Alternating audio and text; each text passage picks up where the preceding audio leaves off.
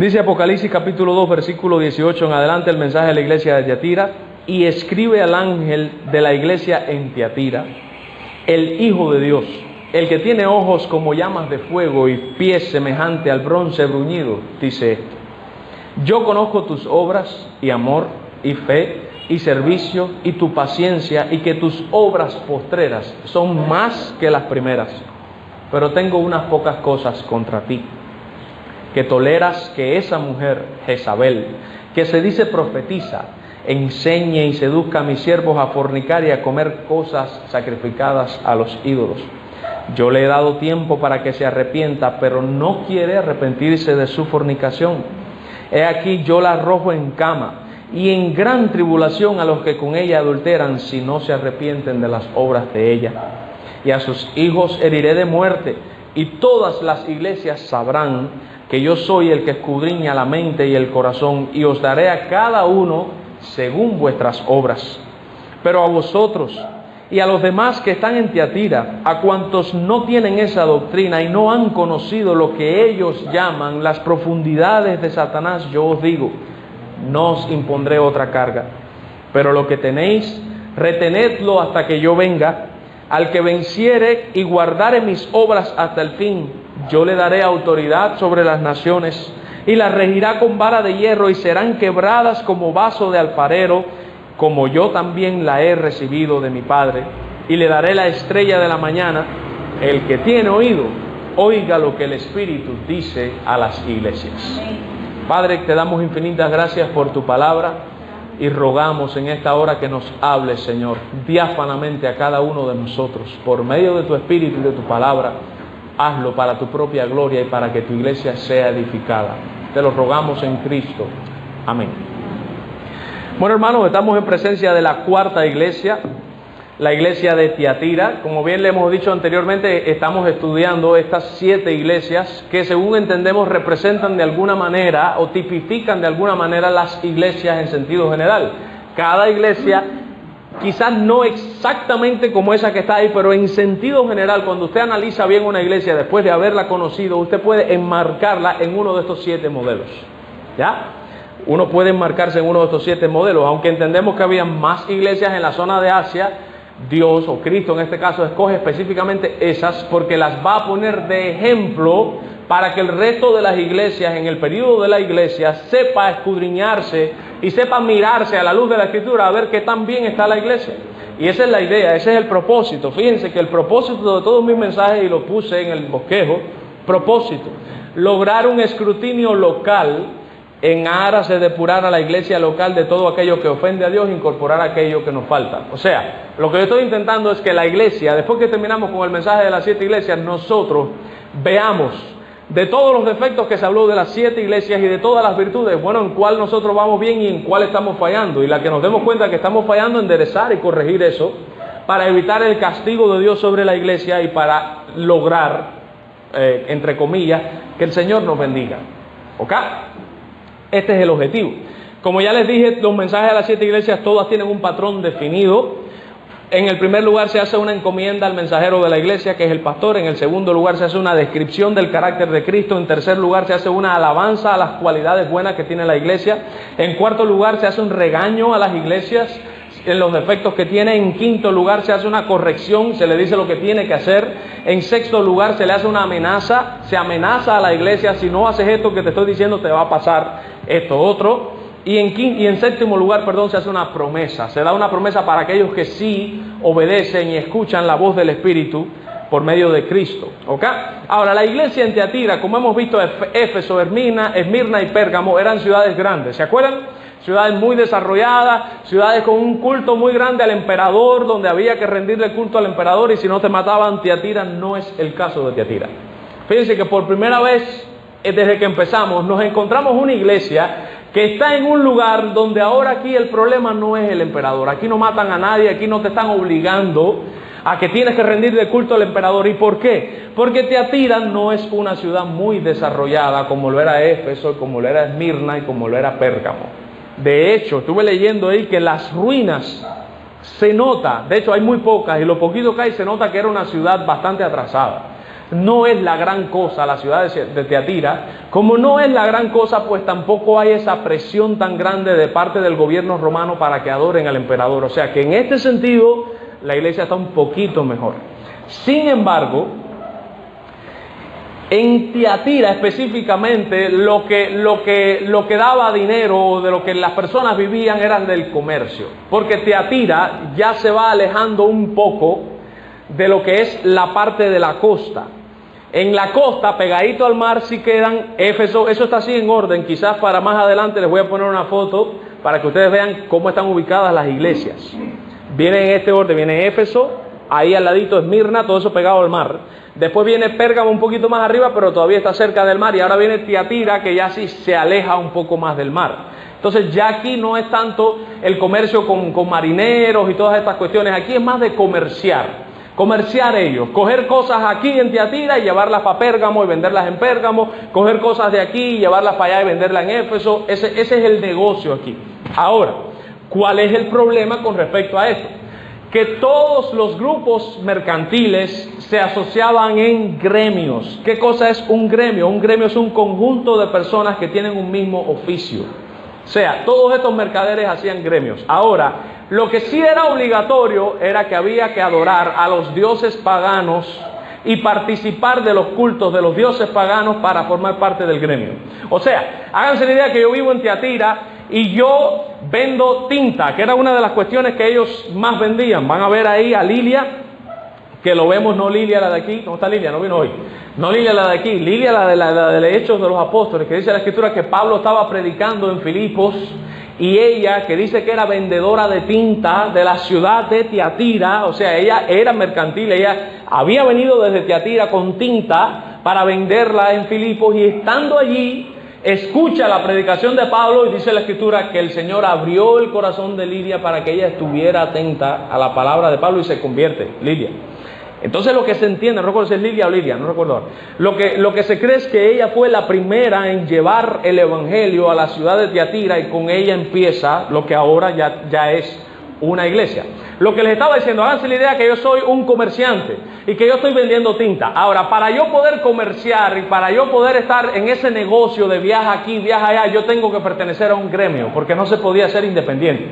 Ahora, si pertenezco a un gremio, ya eso trae como resultado que ese gremio tiene un Dios que ellos adoran, y si yo no adoro a ese mismo Dios que ellos adoran, ellos no me dejan formar parte del gremio. Ahí no está el problema. Ese es el problema de esta zona. Fíjense, comparado con Esmirna, con Éfeso y con Pérgamo, no es tan difícil como aquellos, pero hay un problema para ellos. Dentro de ese contexto, vamos a ver los 7 parámetros que tiene esta cuarta iglesia. En el versículo 18, en la parte A, ustedes ven que está la encomienda del ángel. Viene con un I delante, lo cual significa que continúa dando mensajes. Esta vez ahora es al mensajero de la iglesia en Tiatira, o al pastor de la iglesia en Tiatira. Ahí está. En la parte B del mismo versículo 18 se hace la descripción de Cristo. Recuerden, en las iglesias anteriores, la descripción que Cristo hace de sí mismo es lo mismo que Él después va a usar al final para corregir lo que está mal hecho. Siempre se los digo, Dios es muy intencional. Él va a decir ahora que tiene ojos de llama de fuego. ¿Por qué? Y que tiene pies de bronce. ¿Por qué pies de bronce? ¿Por qué ojos de llama de fuego? Al final, en el mismo mensaje, Él aclara por qué. La descripción que hace de Cristo es esa. En la parte B del versículo 18 dice en primer lugar que Él es el Hijo de Dios. En segundo lugar dice que tiene ojos de fuego. En tercer lugar dice que tiene pies de bronce bruñido. Y esa es la descripción que hace hasta ahí. Porque tengo otra cuarta nota, pero es otra cosa. Tiene los pies bronce bruñido. Ahora, me voy a adelantar para que podamos entender, por miedo que se me vaya a olvidar después. El atributo de que tiene los ojos de fuego es que está dándonos a entender que Él tiene la capacidad de ver y escudriñarlo todo sin perder ningún detalle. Esa es la idea. Por eso es que dice más adelante, y sabrán que yo soy el que escudriño, el que pasa un escáner, la mente y el corazón. O sea, yo lo veo todo, yo veo la intención del corazón, yo veo el designio del corazón. Esa es la idea. Y la idea de que Él tiene pies de bronce bruñido. El bronce es un material muy fuerte y muy pesado. Más adelante dice que a los que venzan, Él les va a dejar que rijan a las naciones con vara de hierro y que los aplasten, dice, como yo lo recibí de mi Padre. Y la idea de los pies de bronce bruñido es esto, es que Él tiene pies duros, fuertes y pesados para quebrantar o aplastar a aquellos que no quieren sujetarse a lo que Él está diciendo. Fíjense, me adelanté en la parte final. Lo dije ahora al principio. Vale destacar que esta misma descripción que hace Cristo de aquí es la que ve Daniel en el capítulo 10, versículos 5 y 6. Vamos al libro de Daniel un momento. No se vayan de Apocalipsis. Daniel, capítulo 10, versículos 5 y 6.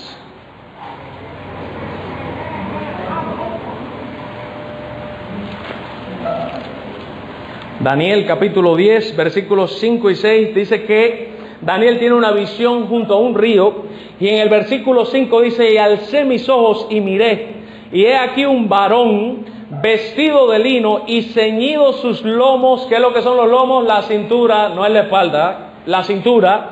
La cintura estaba apretada, o sea, está ceñida.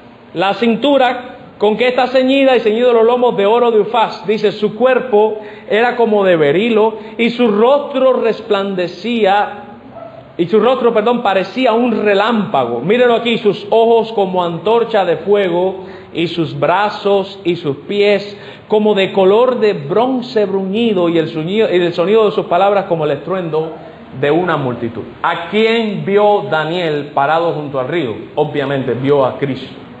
Vio a Cristo antes de ser encarnado. Esto es lo que se conoce como una cristofanía en teología. Eso significa apariciones. Fanía viene de apariciones. Apariciones de Cristo en el Antiguo Testamento.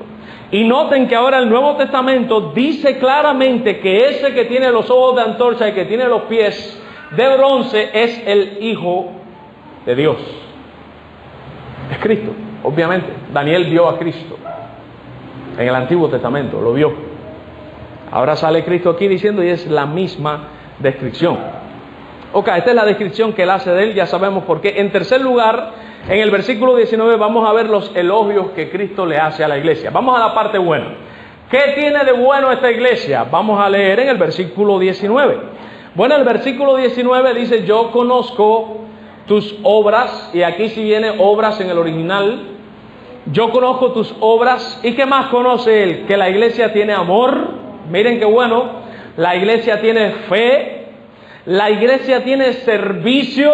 ¿Saben? No es una iglesia, no son cristianos comején, como se dicen por ahí, que son esos cristianos que lo único que saben venir a la iglesia es sentarse en el banco. No puedes contar con ellos para un devocional, no puedes contar con ellos para limpiar, no puedes contar con ellos para construir, no puedes contar con ellos para pintar, no puedes contar con ellos para nada. Para lo único que vienen es hacer la función del comején, estar en el banco todo el tiempo. Esta iglesia no le pasa esto. Esta iglesia tiene servicio. Y dice que también tiene paciencia. Incluso añade que las obras postreras, postrera significa última, o sea, las últimas obras que está haciendo la iglesia son más grandes que la primera. Tú dices, no, esta iglesia no tiene ningún defecto. Esta iglesia empezó a este nivel y ahora, 10 años después, está aquí. No, estamos bien, perfecto. Hasta ahí todo está muy bien. Esas son las cualidades que tiene la iglesia. Ahora bien, ¿cuáles son los defectos que tiene la iglesia? Vamos a los versículos 20 y 21. Dice, pero tengo, aquí está el pero, ¿lo notaron ahí, no? El pero, contraste, dijo algo bueno, viene un pero, ahora viene algo malo. Pero tengo unas pocas cosas contra ti, que toleras. Hay que explicar ahí lo que es tolerar. Sí, permitir a regañadientes. O sea, tolerar, la idea de la palabra, la connotación de lo que da tolerar, exactamente, que no te gusta, pero lo aguantas. Como dice Mirita, tú lo masticas, pero no te lo tragas. Eso es lo que le está pasando a esta iglesia. O sea, esta iglesia está tolerando a alguien que se le llama Jezabel aquí, y vamos a ver por qué se le llama Jezabel. La cuestión es que el verbo ese tolerar nos da la idea de que la iglesia sabe que esa mujer no es buena. La iglesia sabe que la doctrina de ella no sirve, que la doctrina está errada. Sin embargo, la sigue masticando, no se la traga, pero la sigue masticando. No la escupe. Ahí es donde está el problema. Este es el problema de esta iglesia. Tiene mucho amor, tiene mucho servicio, ha crecido en amor, ha crecido en servicio, ha crecido en buenas obras, pero sabe que hay cizaña en la iglesia, sabe que hay levadura que puede leudar toda la masa y está pasiva, no está haciendo nada, no importa, no importa. Dice en el versículo 20, tengo unas pocas cosas contra ti, que toleras a esa mujer Jezabel.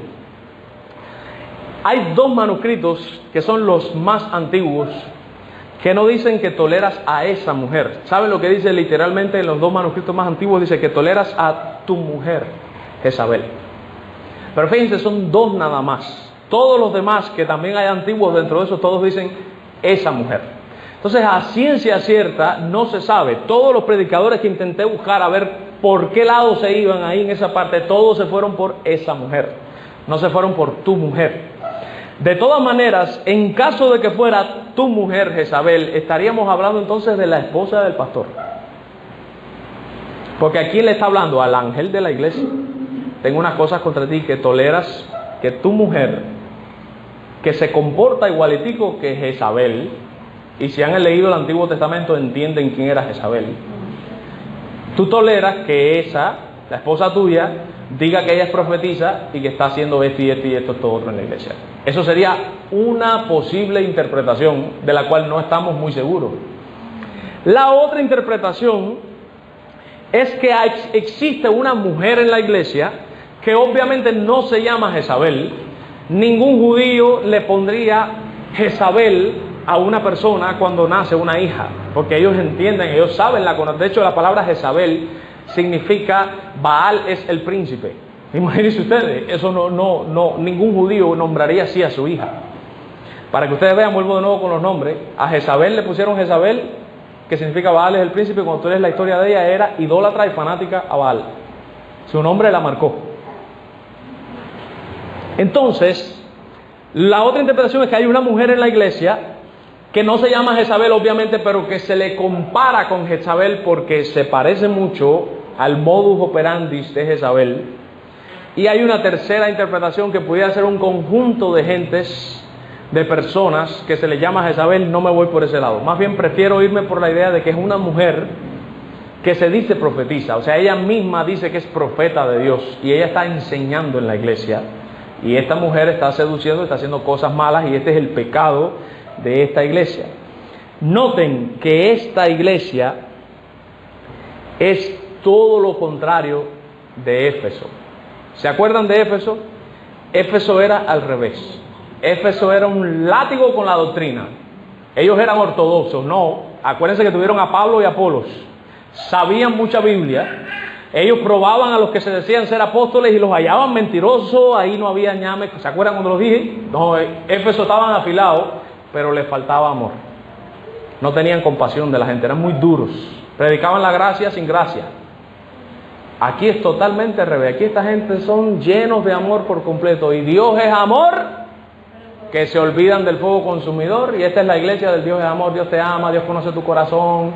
Y mira, no mires detrás de eso, el peor, a lo mejor se arrepiente, no vamos a hacerle nada, vamos a pasarle la mano, porque tú no sabes, y si se va de la iglesia, porque si tomamos esa medida estamos siendo muy drásticos, y si hacemos esto se nos van a ir una pila de gente de la iglesia, porque esa es esta iglesia que en nombre del amor lo aguantan y lo toleran todo.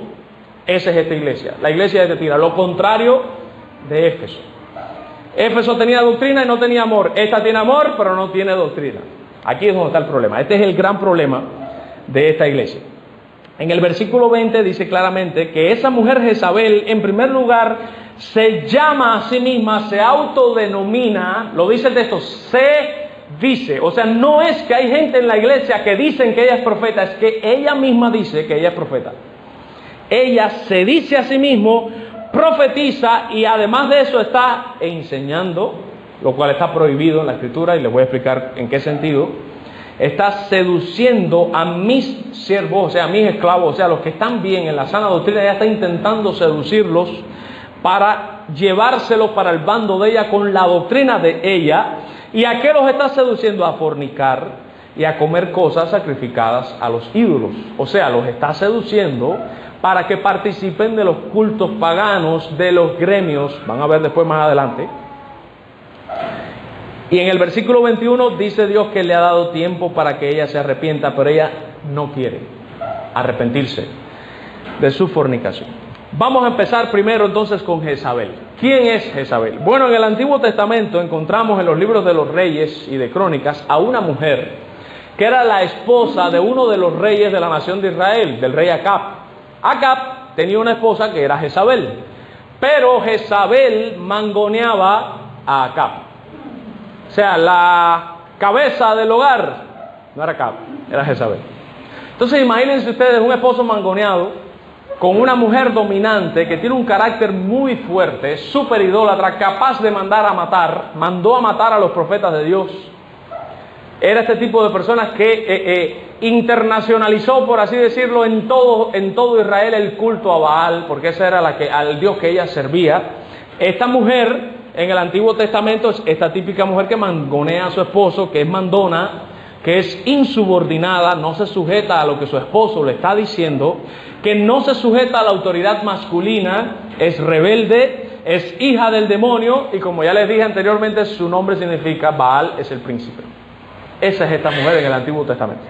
Ahora, hay una mujer en la iglesia que no sabemos si es la esposa del pastor o si es una mujer cualquiera, que tiene estas mismas características. O sea que hay que entender que esta mujer en esta iglesia que se dice profetiza era una mandona, era una rebelde, es este tipo de gente que no se sujeta a la autoridad de nadie en la iglesia. Si era la esposa del pastor, ni se sujetaba a él como hombre, ni se sujetaba a él como pastor tampoco. Si era una hermana de la congregación, es este tipo de gente que tú le dices, no quiero que hagas esto, y lo hace porque le da la gana, porque ella es Jezabel. O sea, ¿sí me entienden? Está esta mujer en la iglesia. Esta mujer se llama profetisa. La palabra profetizar viene del griego profetizare, que significa literalmente hablar en nombre de Dios, o a veces también da la idea de proclamar, anunciar algo. ¿Ya? Esta mujer está hablando en nombre de Dios y está proclamando algo, a saber su doctrina, lo está enseñando en la iglesia. Miren en el versículo 20. Estás permitiendo que esa mujer que se dice Jezabel profetice, enseñe y seduzca. Hay tres verbos. Ella profetiza, o sea, ella habla en nombre de Dios, pero no se queda ahí, ella enseña. Esta palabra de enseñar da la idea, obviamente, de que se le está permitiendo a esta mujer venir al culto y ser ella la predicadora en la escuela dominical, lo cual está prohibido en la Escritura.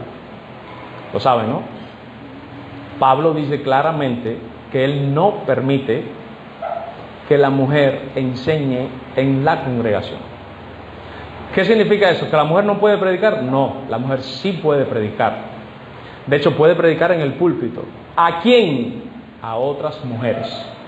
Porque después Pablo explica y dice, porque no permito que la mujer ejerza autoridad sobre el hombre. Se invierte el rol. Imagínense en una escuela dominical que aquí estuviera una mujer y la mujer está enseñando. Este hecho de enseñar la Biblia, automáticamente a mí, por estarlo enseñando, me está dando cierta autoridad sobre todos ustedes, porque yo soy el maestro y ustedes son los alumnos, los discípulos, los que están recibiendo mi clase. Yo puedo utilizar la autoridad, incluso tergiversar las escrituras si yo quisiera, para lograr lo que yo quiero. Esta idea de predicar, de hablar en nombre de Dios, te pone ya en otro plano de que ya no eres igual que los demás. Este es el predicador, es el que nos dice la palabra del Señor, le da mucha autoridad a la persona. La mujer lo puede hacer, como ya les dije, con otras mujeres, porque lo que Pablo prohíbe no es que ella predique, lo que Pablo prohíbe es que ella le predique a hombres, porque se invierte el rol. Los hombres que están sentados están siendo enseñados, o una mujer está ejerciendo autoridad sobre ese hombre, y eso está prohibido en la Biblia. Por eso cuando usted mira los requisitos para ser pastor, lo dice bien claro: marido de una sola mujer, no dice esposa de un solo marido. Yesenia Ten no es pastora para nadie, ni ninguna de cualquier otra mujer que se autodenomine a sí misma pastora. Eso está prohibido en la Escritura. Hay una mujer aquí en esta iglesia de Tiatira que está predicando en las escuelas dominicales, está ejerciendo dominio sobre hombres, está siendo una de las maestras de la escuela dominical, y esta mujer tiene una mala doctrina. Y ella utiliza su doctrina, como dice el tercer verbo, para seducir. ¿Qué cosa es seducir? Vamos a empezar por ahí. Seducir es tratar de convencerte de que lo que tú estás ofreciendo es bueno, y de hecho incluso que es mejor que lo que ya tienes. Ubíquense en una mujer que está intentando seducir a un hombre. La mujer se pone corta, muy linda, muy maquillada, y en ese momento utiliza su mejor espléndido, qué sé yo, forma femenina, porque ella está intentando de atraer la atención de él. Ella está intentando de que él se fije en ella. Lo está seduciendo. Ubiquen eso mismo en el plano de la doctrina. Esta mujer se para en la escuela dominical y ella sabe que la iglesia no tiene la doctrina que ella tiene. ¿Y qué es lo que va a intentar ella? Ella va a intentar hacerle entender a la iglesia que lo que ella tiene es mejor todavía, y que lo que ella tiene es muy lindo y es muy bueno y es lo más favorable para la iglesia. Los está tratando de convencer de que ella es la que tiene la última Coca-Cola del desierto. ¿Ya? Esto es lo que está pasando en esta iglesia. Este es el problemón de toda esta iglesia. Eso es lo que Cristo regaña a la iglesia. Miren lo que dice un comentarista: al llamarse a sí mismo profetisa, lo que esta mujer deseaba era poder obtener la autoridad para poder enseñar en la iglesia, y así entonces seducir o engañar y pervertir a los creyentes para que comiesen de las cosas sacrificadas a los ídolos y que fornicaran. Lo que esa mujer estaba haciendo fue lo mismo que hizo Jezabel con Acab cuando el reinado de Acab en Jerusalén. Recordemos que el principal problema de Tiatira radica en los gremios comerciales. ¿Se acuerdan que les dije que había que formar parte de un gremio? Para que un creyente pudiera trabajar y ganarse la vida, debería pertenecer a uno de esos gremios. Debía, por tanto, adorar a los dioses del gremio que ellos adoraban y participar en las fiestas paganas que ellos participaban, que normalmente terminaban en orgías. ¿Qué es lo que es orgía? Sexo. Todo el mundo teniendo sexo con todo el mundo ahí delante de todo el mundo, para que me entiendan. En eso terminaban esas fiestas.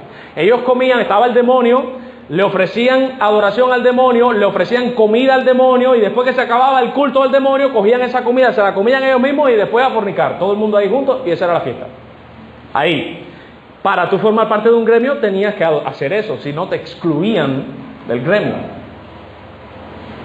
Si los cristianos se negaban, eran expulsados del gremio y por tanto se quedaban sin trabajo, y también se exponían a la persecución por parte de los gremios. ¿Ok? La adoración a estos dioses era considerada lealtad civil. O sea, si tú adorabas al mismo Dios que adoro yo, tú y yo somos hermanos. Tú eres leal a mí, yo soy leal a ti. Esa era la mentalidad de la gente que vivía en Tiatira. Esta mujer, sin ser profetisa, se estaba aprovechando, miren esto, de la situación social y económica que tenía Tiatira en medio de los gremios, y lo más probable es que enseñara algo como esto que yo voy a decir aquí. Algo así como que no hay nada de malo de que un cristiano participe en esas fiestas. No hay nada de malo, que el compromiso con el mundo realmente no tiene nada de malo. Tranquilo, no se preocupen. Recuerden que los ídolos no son nada. Coman, beban, únanse a los gremios y hagan todo lo que ellos hacen. Dios conoce los corazones de ustedes y Él sabe que ustedes lo están haciendo por necesidad, para poder tener un trabajo y para poder proveer para su familia. No se preocupen, el cristiano puede hacer de todo esto sin afectar su fe, con la ventaja de que vamos a seguir trabajando y no vamos a ser perseguidos. Algo así es lo que esta mujer estaba enseñando. No hay problema. Dios conoce, Dios sabe, y es importante, tu familia no se te puede morir de hambre. Dios sabe, Dios entiende. Dios entiende que tengas que vender el cigarro, Dios entiende que tengas que vender ron. Ese es Jezabel. ¿Ok?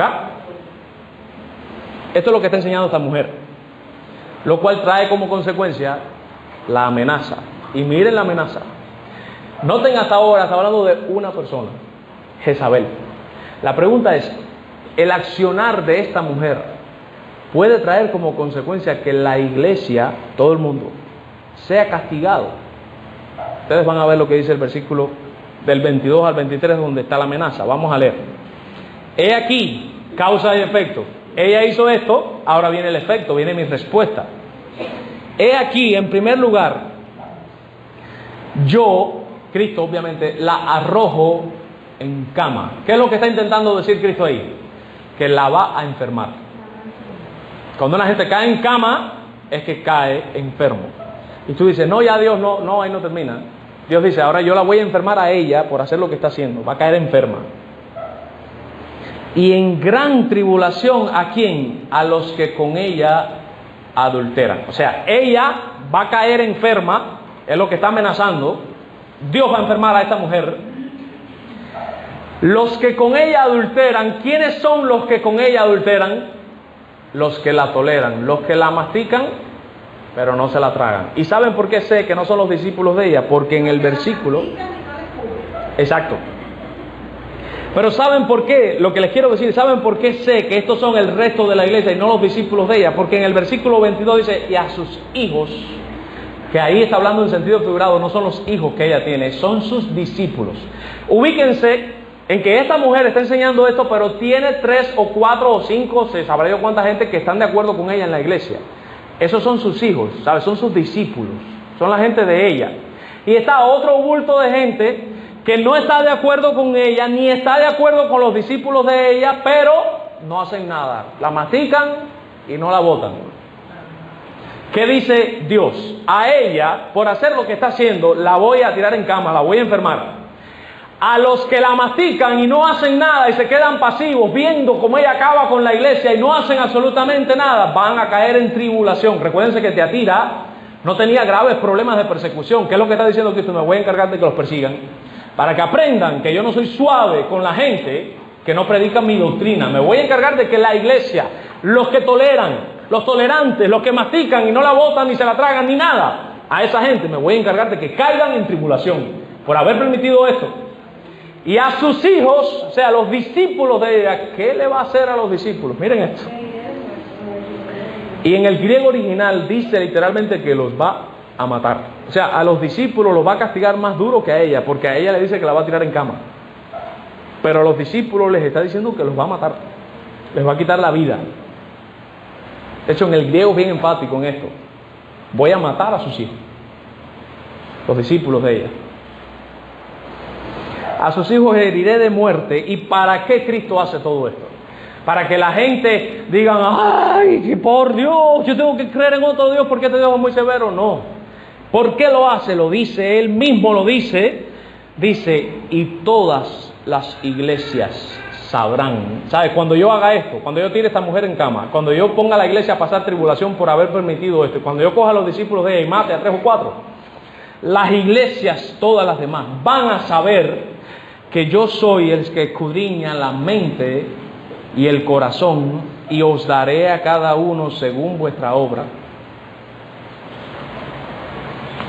Para que la gente sepan, parece que no, pero Él lo está viendo todo. Y es lo que Él dice, yo soy el que escudriña la mente y el corazón. ¿Dios conoce tu corazón? Sí, eso es verdad. Él lo conoce perfectamente, y precisamente porque lo conoce es que te va a castigar. Porque Él sabe que eres hipócrita. Porque Él sabe que te agarras de un clavo caliente para no llevar la norma de santidad que Dios exige, que es muy alta. Dios conoce tu corazón. Es verdad. Y por eso te va a castigar. Él es el que escudriña la mente y el corazón. Sabe los pensamientos y sabe las intenciones. Ahí donde está, pensamientos e intenciones. Estoy pensando hacer esto, ¿cuál es la intención? Porque quiero ganar, lograr esto. Él conoce la mente y el corazón, las dos cosas. Dice en el versículo 24 que aquí más bien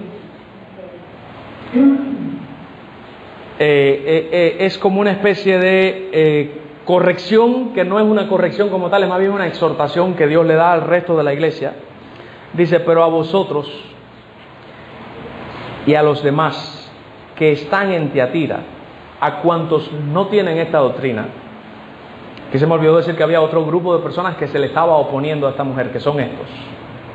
¿Qué va a pasar con ellos? Y no han conocido, miren esto, lo que ellos llaman las profundidades de Satanás. Os digo, no impondré otra carga. Vamos a explicar primero lo de la carga y después caer en las profundidades de Satanás. Lo que él le está diciendo a los cristianos de la iglesia que tuvieron la valentía de pararse y enfrentar a esta mujer y a su grupo, ¿qué les está diciendo? No tengo nada que sigan así. No les voy a añadir ninguna carga. ¿Ya? Estuve escuchando una predicación sobre este mismo, precisamente con la idea de cerciorarme de que la manera en la que estoy bosquejando las cosas y las estoy predicando está en armonía con otra gente.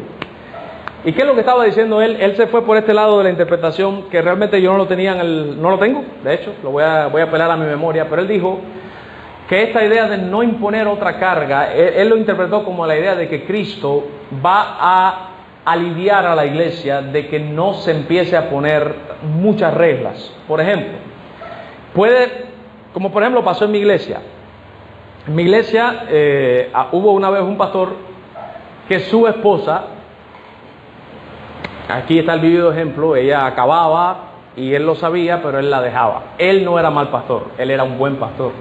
Predicaba muy bien y hacía las cosas muy correctas. Su gran problema es que él no le ponía freno a su mujer.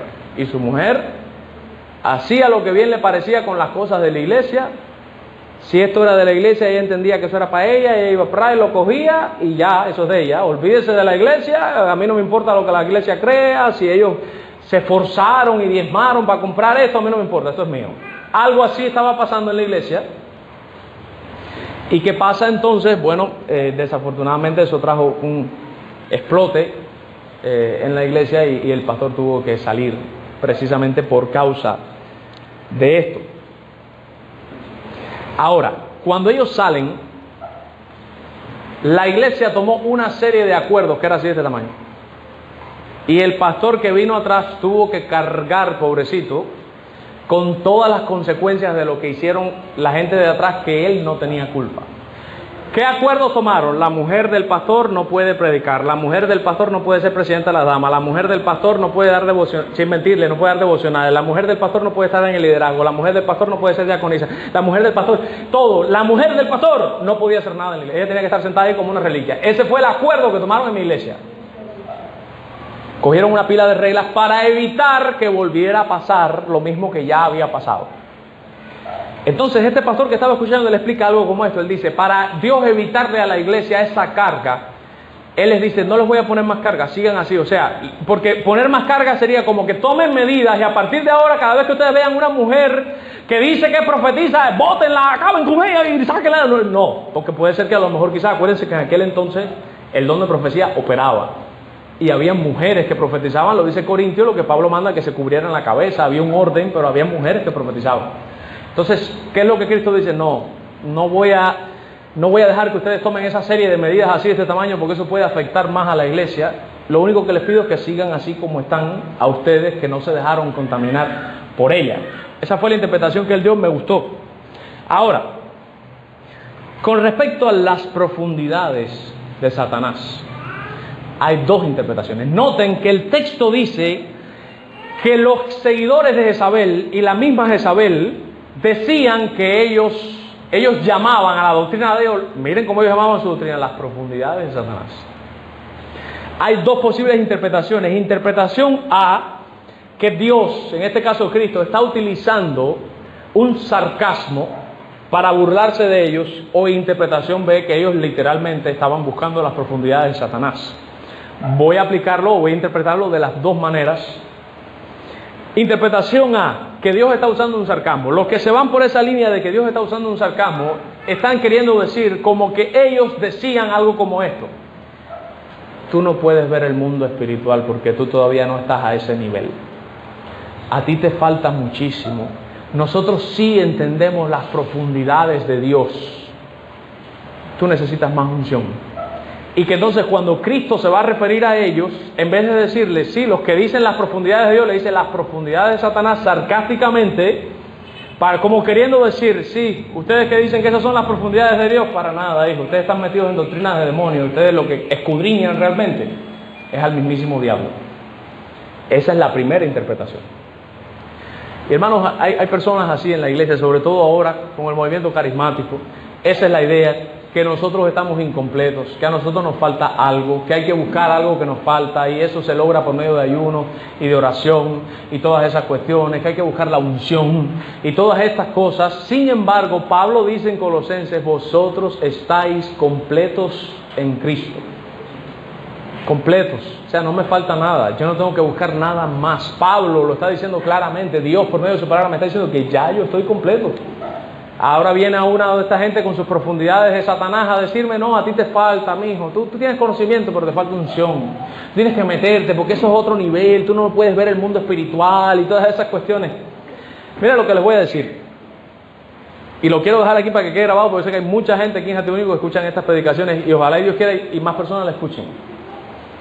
Precisamente porque nosotros somos cristianos, nosotros no podemos ver el mundo espiritual, porque el movimiento carismático dice lo contrario, que hay que ver, que ellos ven el mundo espiritual y ven los demonios. No, todo lo contrario.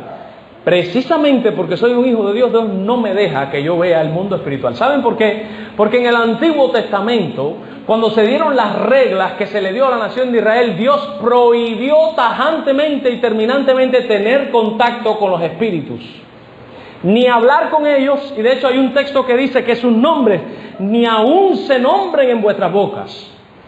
Eso es lo que se prohíbe en el Antiguo Testamento, y Dios es el mismo ayer, hoy y por los siglos. Dios no quiere que nosotros entremos en contacto con ellos, ni que hablemos con ellos, ni que tengamos conversaciones con ellos, ni que nos fajemos con ellos. Te reprendo y sale de aquí, yo te ato y te echo fuera y tú no tienes ni parte ni suerte. Dios no quiere eso. El arcángel Miguel, que es mayor en potencia y en gloria, dice Judas en su carta. Léanse Judas, que tiene un solo capítulo, se la pueden leer literalmente en 10 minutos.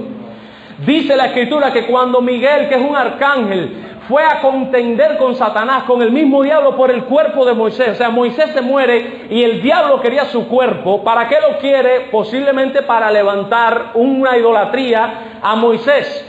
Viene Miguel, mandado por Dios obviamente, a quitarle el cuerpo de Moisés a Satanás para que no levanten un ídolo. Y cuando ellos dos entran en ese conflicto que se están fajando, ¿qué dice el texto? Que Miguel, no queriendo proferir juicio contra él, le dijo: que el Señor te reprenda. O sea, el texto dice que Miguel no le quiso decir yo te reprendo. Dice, no, él no queriendo proferir él el juicio, no le dijo yo te reprendo, le dijo que el Señor te reprenda. Se lo dejó a Dios, no lo dijo él. Sin embargo, ahora vienen estos locos con doctrinas de demonios, atando y reprendiendo y echando fuera y poniendo inoperante. Y yo a ti, demonio, a ti te hablo, tú que estás aquí en las áreas espirituales, yo te ato y sales de aquí porque tú no tienes parte ni suerte en esta iglesia. Y Eso está prohibido en la Biblia. Obviamente, y lo peor de todo es que lo hacen en las oraciones a Dios, porque le están hablando a Dios y empiezan: Padre, te damos gracias, no sé qué, y después que llegan un rato dice: y a ti, que demonio, que estás aquí, en el nombre de Jesús te echo fuera. La pregunta es: ¿con quién estaba hablando?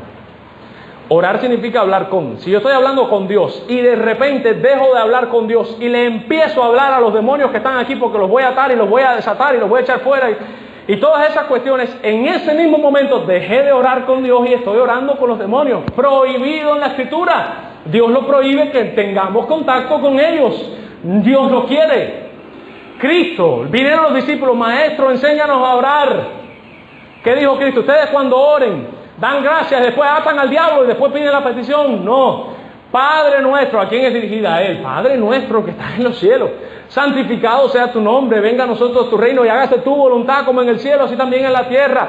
Danos hoy nuestro pan de cada día y perdona nuestras deudas como también nosotros perdonamos a nuestros deudores, y no nos metas en tentación, mas líbranos del mal. Pregunta: ¿en qué momento Cristo enseñó a los discípulos que tenían que hablarle a los demonios? Hermano, le hace el Padre Nuestro, la oración entera es para Dios. Eso no es. Esta gente estaban en eso. Yo sí veo el mundo espiritual. No, si tú ves el mundo espiritual, porque estás endemoniado. Porque Dios no quiere que tú veas eso. Dios no quiere espiritistas evangélicos. Dios no quiere contacto con los demonios. No quiere que sus hijos tengan contacto con ellos. Esta gente llama eso las profundidades de Dios y él está siendo sarcástico, está diciendo, no, estas son las profundidades de Satanás. Esa es una primera interpretación. La segunda interpretación es que ellos literalmente estaban buscando las profundidades de Satanás. O sea, estaban enseñando algo como esto, hermanos. Para nosotros poder vencer al pecado, nosotros tenemos que probar el pecado, para que después que lo probemos, nosotros digamos, no me gusta, yo soy santo, esto no es para mí. Eso no está muy lejos, porque en mi iglesia yo escuché eso. Cuando yo era joven, yo escuché esas barrabasadas de algunas personas, de algunos jóvenes en mi iglesia decir eso. Yo escuché esto varias veces. Yo voy a las discotecas a predicar el evangelio. En serio. Yo creo que esa era la excusa más bonita para ir y bailar y dar sus pasitos y después... No, hermano. Esta segunda interpretación, que me parece a mí que es la más lógica, está queriendo decir que esta mujer y sus discípulos enseñaban en la iglesia que había que ir a los cultos paganos y había que participar de los cultos paganos para darnos cuenta de lo bueno y lo grande que era Dios y lo distinto que era Dios de ellos. Como que hay que conocer bien el pecado para después darnos cuenta cuán lindo y hermoso es el Señor. Imagínense ustedes. Y por eso es que él dice lo que ellos llaman las profundidades de Satanás. Hay que entender a Satanás, la mente de Satanás, hay que meterse en las profundidades de él. ¿Qué le dice Dios a esta gente? Que no les va a imponer a ellos ninguna carga, y les dice en el 25, lo que tienen, reténganlo hasta que yo venga. En el versículo 26, entonces ya vemos la promesa del 26 al 28. ¿Qué se le promete en el 26? Al que venciere y guardare mis obras hasta el fin, yo le daré autoridad sobre las naciones y las regirá con vara de hierro, y serán quebradas como vaso de alfarero, como yo también lo he recibido de mi Padre. O sea, ¿qué está hablando aquí? Dominio, autoridad. Al que venciere, yo voy a dejar que él reine conmigo. Es lo que está intentando decir. ¿Cómo lo sabemos? Sin salirnos de ahí mismo en Apocalipsis, capítulo 5, versículo 10. Miren lo que dice la palabra. Capítulo 5, versículo 10. Desde el 9 dice, cantaban un nuevo cántico diciendo, digno eres de tomar el libro y de abrir los sellos, porque tú fuiste inmolado, con tu sangre nos has redimido para Dios de todo linaje y lengua y pueblo y nación, y nos has hecho para nuestro Dios reyes y sacerdotes, y reinaremos, mírenlo ahí, sobre la tierra. En otro pasaje dice, al que venciere le daré que se siente conmigo en mi trono, así como yo me he sentado en el trono de mi Padre. Eso es lo que él está prometiendo aquí. Al que no se deje contaminar por estas profundidades de Satanás, al que no permita esto, yo me voy a encargar de que reine junto conmigo sobre la tierra. Le voy a dar autoridad sobre las naciones. Es la primera promesa. Viene una segunda promesa. En el versículo 28, y les daré la estrella de la mañana. ¿Quién es esta estrella? Bueno, si interpretamos la Biblia con la misma Biblia, que es como debe ser, es la regla de la hermenéutica, la Biblia se interpreta a sí mismo, esta estrella es Cristo mismo. En Apocalipsis capítulo 22, versículo 16, él mismo lo deja claro que él es esa estrella. 22, 16. Dice, yo Jesús, está hablando él en primera persona, yo Jesús he enviado mi ángel para daros testimonio de estas cosas. Yo soy la raíz y el linaje de David, la estrella resplandeciente de la mañana. ¿Lo ven? Es él. ¿Qué es lo que está prometiendo? Al que venza, no solamente le voy a dar autoridad, sino que el regalo mío más grande voy a ser yo mismo. Como dice Sujel Michelén, el atractivo del cielo más grande no son las calles de oro, ni el mar de cristal, ni que toda lágrima será enjugada. Si cada uno de nosotros piensa en el cielo y eso es lo que le motiva, tienen que entender que todavía no te has enamorado de Cristo como debes y todavía estás siendo interesado. El atractivo más grande que tiene el cielo es que Cristo va a estar ahí. Y miren en Mateo 7, no lo busquen, del 21 al 23, dice, apartados de mí, hacedores de maldad, nunca os conocí. Un día compartí mi estado, una pequeña porción de una predicación de Sujel. Miren cuál es el castigo, apártense de mí. Y Sujel decía, ¿quién es este hombre que el bien mayor del ser humano es estar cerca de él? Estando cerca de él no hay mayor bendición ni mayor felicidad. Y por eso el castigo es ese: apártense de mí, ustedes no van a estar conmigo. Él sabe que la mayor bendición que puede tener un ser humano es tenerlo a Él. El que tiene al Hijo tiene la vida. Él lo sabe. Por eso el castigo es no dárselo a Él mismo. O no darse Él mismo, a ellos. Por eso es que aquí, en las recompensas, Él deja bien claro que al que venza, le va a dar la estrella de la mañana. Yo mismo me voy a dar de regalo para ti, me vas a tener, voy a estar accesible a ti, me vas a conocer, vas a hablar conmigo cara a cara, como cantamos. Y obviamente termina en el versículo 29 con esta frase que me encanta: el que tenga oído, oiga lo que el Espíritu dice a las iglesias. Cada vez que usted lee la Biblia, tiene que entender que Dios, porque esa es la palabra de Dios, Dios le está hablando. Si usted está leyendo la historia de María y Gabriel, usted tiene que entender que Dios te está contando a ti la historia de cómo fue que pasó cuando María quedó en estado. Porque esa es la palabra de Dios. Ahora Dios nos está diciendo a cada uno de nosotros: el que tenga oído, oiga lo que el Espíritu le está diciendo a la iglesia. El texto dice claramente que el Espíritu Santo me ha utilizado a mí, proclamando su palabra, para decirle algo a ustedes como iglesia. Y está exhortando a que el que entendió, que ponga por obra lo que entendió. No sea que también caiga en cama, o también lo hieran de muerte, o caiga en gran tribulación, como decía aquí atrás.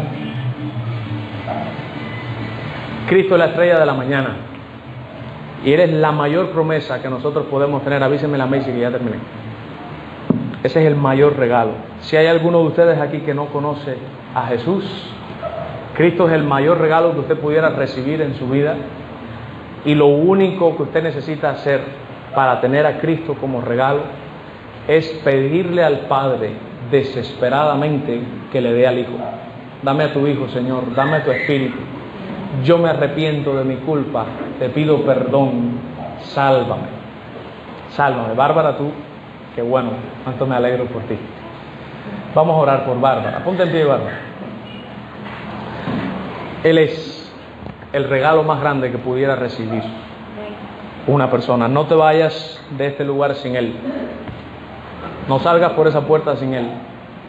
Corre a Él desesperadamente en arrepentimiento y fe, y te será concedida la estrella de la mañana. Amén.